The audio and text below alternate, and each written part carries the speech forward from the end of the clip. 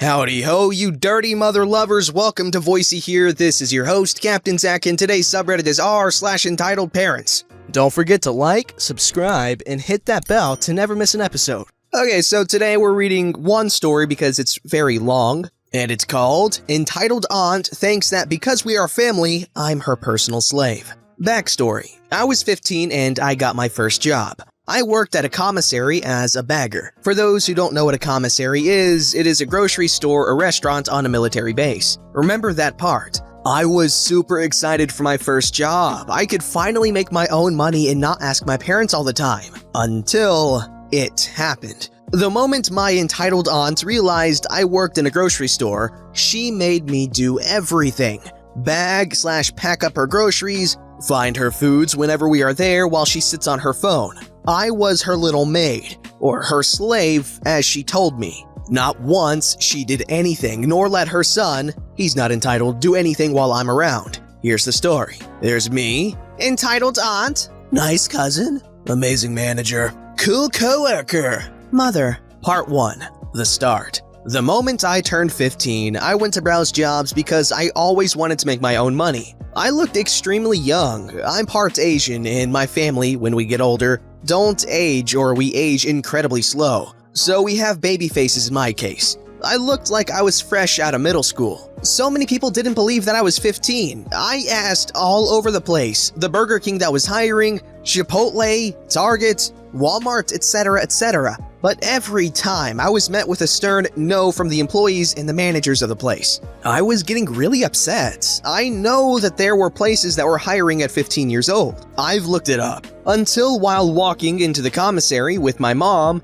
she met up with an old guy who we will call Mr. B. Mr. B and my mom were talking straight away while I was too busy looking at the cheese aisle because I love cheese. I heard quite a deep voice call my name, so I turned around and I was met with Mr. B smiling at me. He asked if I was looking for a job and I nodded, not quite sure where this was going. He said that they could always need some more baggers. For those who don't know what a bagger is, it's where people bag your food, put it into your shopping cart, and take you out to their car to put it away. My mom thought that was a fantastic idea, where I was a bit hesitant. My grandma and Mr. B were close. They would always talk whenever she came over, but I didn't really know him too well. My mom got the paper from him, told me to fill it out when we got home, and that's exactly what I did. Now the fun begins. Part 2. Getting juicy. I worked there Wednesdays, Fridays, Saturdays, and Sundays. There were a bunch of people constantly, so many customers. It was quite fun working in a fast-paced workplace. I was a couple months in already, so I got to the point where I was one of the best baggers there. Quick, polite, fast, and I always stayed in my lane. There were 19 lanes, number 1 lane was the fast lane, only one bagger was stationed there, but you could get a total of over $200 from staying 8 a.m. to 3 p.m. As a bagger, you worked in groups of 3. I worked with older teenagers, but we were all cool. We worked on rotation, so whenever we got tipped, we won't be confused on who gets the money. Baggers work only for tips, but most of these days, we can make well over $100 worth of tips. If the days were bad or slow, we would make only about $50 or so. I've met my fair share of quite mean people, but I didn't care at all. I knew the commissary like the back of my own hand. I knew where everything was, and I was always quick to get it. Lots of people relied on me, and I liked it. Mini story. I was working my shift with 2 people, who I'll call Mikey and Melody. Mikey was always the jokester, trying to distract me from my work, but he was as efficient as me when it comes to people and bagging. The times where customers came in with carts filled to the brim with food, we were excited yet dreading it. Because usually we would get such a good tip from it, sometimes $20, but other times a sweet $100 tip. The woman was behind this elderly grandma, we call her Sweet Grandma. Sweet Grandma was very polite and smiling at me because it was my turn and I was very polite towards her. We joked a lot. We asked them, paper or plastic, and whenever we got the answer as paper, we would be seething because it would take too long to open it and double pack it and just, it was crazy. And sometimes people would bring in their own bags for us to put them in, like what Sweet Grandma did. The young woman behind Sweet Grandma was groaning and sighing, tapping her foot and glaring at Sweet Grandma as if Sweet Grandma soiled her favorite cookies. We would help them to their car, as stated, pushing the carts and either slowing down for the customer if they were old, or catching up with them if they were more mobile. The moment I grabbed Sweet Grandma's cart, which was kinda packed, the young woman widened her eyes, and the conversation followed. Oh my god, hurry up! Me, putting on my polite face, "Ma'am, she's elderly. Don't worry, Melody will be serving you soon." Young woman glaring at Melody. She looks new. I don't want a slow new person doing the job. I want you. Me, looking at the grandma. "I'm busy, as you can see." I gesture at Sweet Grandma, who is politely waiting for me. Melody, a bit irritated, she has to deal with this lady. "Paper or plastic?" No, I want— Mikey cuts her off with a sharp, ahem. Me, already wheeling Sweet Grandma and her cart of groceries away. Good luck, Melody and Mikey. In the end, I got an amazing tip and a butterscotch candy from the grandma while Melody and Mikey were stuck with her. Not sorry. Back to the real story. Part 3. The Challenger Approaches. I was doing a normal shift. I was on lane 18, which was one of the best lanes to be on. The lanes 16 and up were always the best spots for baggers since more people come through them rather than the other numbers which were further down the line. I was working with Melody and a new guy, but he learned fast. And he was quite nice and cool. I was helping Melody, the baggers that don't have a person help the one that has a customer, when we heard a small crash. Me, Melody, Calvin Coolidge, which is the new guy, and a couple other baggers saw that someone pushed in the line and caused the lady to drop a few cans. I send Calvin Coolidge to quickly help her before helping us with this customer. Once Melody went out, it was just me and Calvin Coolidge. The person that pushed the lady in line was my aunt, entitled aunt. Me and her locked eyes and her face lit up. Oh no. If you know someone, the customer could ask either the other baggers or the cashier or both if they can switch spots. It happens all the time. Entitled aunt asked the cashier, who in turn asked Calvin Coolidge. He didn't mind and stepped back for me. Entitled aunt smiled at me even brighter and I sighed. Her son, nice cousin, was there with her, so it wasn't too bad. Me putting on my polite face. "Hello ma'am, paper or plastic?" Entitled aunt stares at me in confusion. Oh, P, you know what I want. Just hurry it up. She was rummaging in her large purse for, I guess, her wallet? Phone? I don't know. I stood there, confused. Some days, entitled aunt wants plastic. Other days, she wants paper or double paper. Nice cousin came up behind me and quietly said, "She wants plastic today." I thanked him and started packing. Bagging was simple. Meats with meats, cans with cans, eggs in a paper bag and plastic for cover, bread in a paper bag, etc., etc. While me and Calvin Coolidge worked quickly, I went to grab the pack of ribs when I felt a sharp sting. Entitled aunt slapped my hand and gave me a hard glare. The cashier told her not to hit the baggers while working, but of course, entitled aunt ignored her. She then grabbed the meat and examined it closely and dropped it on the conveyor belt in disgust. Here it comes. The meat is black! AKA spoiled. It was clearly visible. Why she didn't change it when she first got it, I have no idea. The cashier apologized and asked me to get a new one. I nodded and told Calvin Coolidge to keep it up and darted away. I ran through the candy aisle into the meats, grabbed a pack of ribs, bagged it, and ran back. Entitled aunt smirked. Say, can you get some chocolate and put in my bag? I would like some chocolate pretzels, that big pack of M&Ms, gushas. She listed every candy imaginable, and then some.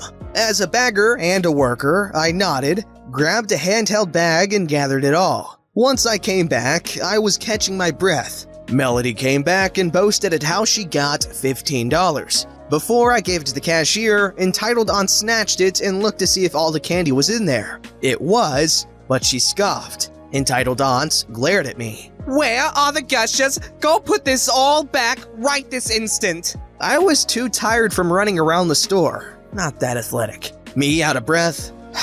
Ma'am, you're holding up the line. So? It's just me and you are a worker and I am a customer. And besides, I'm your aunt. Meaning you should— Her son cut her off. Nice cousin starting to get embarrassed. Mom, I'll go get the gushers and put everything back. Entitled aunt huffing loudly and annoyingly.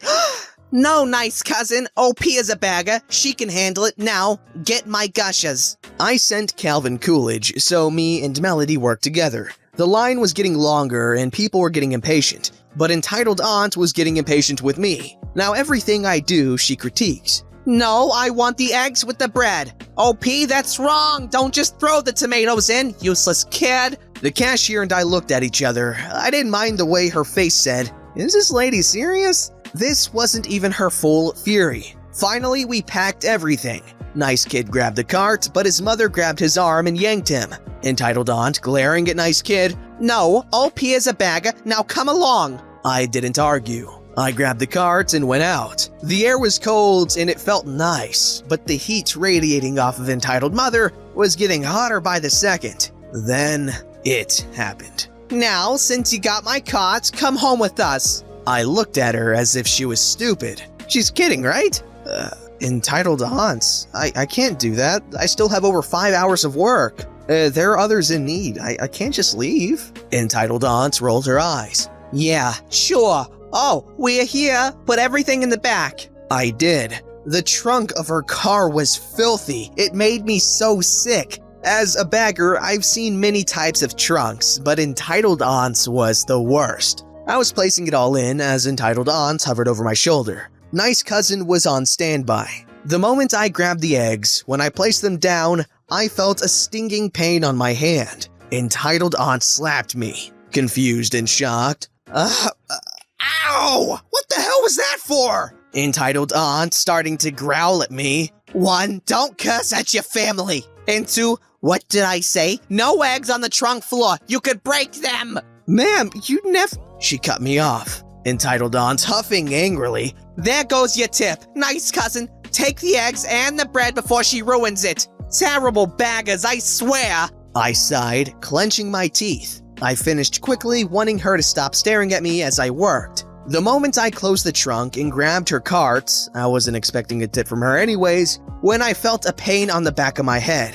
She hit me, yet again, on the back of my head. This time, I was at my tipping point. I had a short fuse and I don't tolerate bullies, whether you are my boss, friend, or coworker. Infuriated and starting to turn red, I say, "Don't hit me again, you cooter. I am doing my job." Entitled Aunt getting equally as mad. I told you to get in my car. You are my niece and a slave. All you do is bag food and get money. Baggers are useless when they can't even do their job. When we get home, your mother... I stopped her, standing my ground against her, but she was just getting louder and louder. Me trying not to blow up. "Ma'am, I am a bagger of the Fort, name of base, commissary. I came here to do my job and that's all. I will not tolerate this. I gave you a warning once for hitting me, but now you've pushed it too far." She tried to cut in, but I sharply snarled at her, feeling my blood boiling.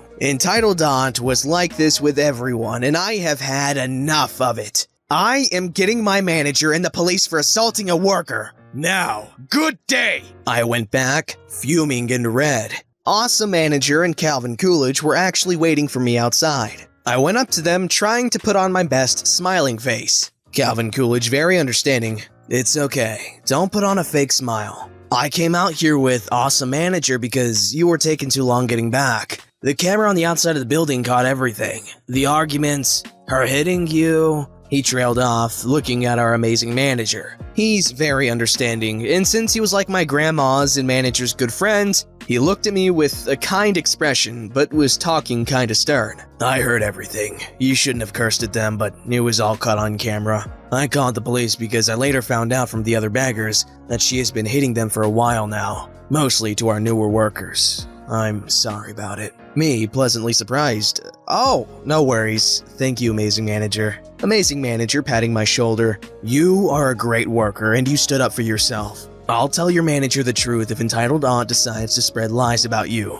"Thanks." I took Calvin Coolidge and playfully pushed him. "We should get back to our job. We shouldn't have kept Melody for so long." Amazing Manager says, "No worries. 2 other coworkers are in for you and Calvin Coolidge. OP, go on a lunch break. And Calvin Coolidge, tell Melody she can go on her lunch break." And we all went inside. In the end, it was a good day. I made well over $100 in tips. The tax we had was every hour we worked. $1 was taken, but I still made a lot. I got picked up for my job by my father, who I told what happened. He was proud of me for standing up to Entitled Mother and telling her off because someone needed to. He got me a Crunch bar and a huge orange Gatorade, my favorite. I'm sorry for this story being so long. To this day, I still respect baggers because it was my first ever job where I got my own money. So every time someone bagged my groceries, I would tip them a bit extra. Once I quit the job, some cashiers still recognized me and were very happy. My amazing manager was still there, and so was Calvin Coolidge and Melody. It was a great time. I made a bunch of other memories, both good and bad.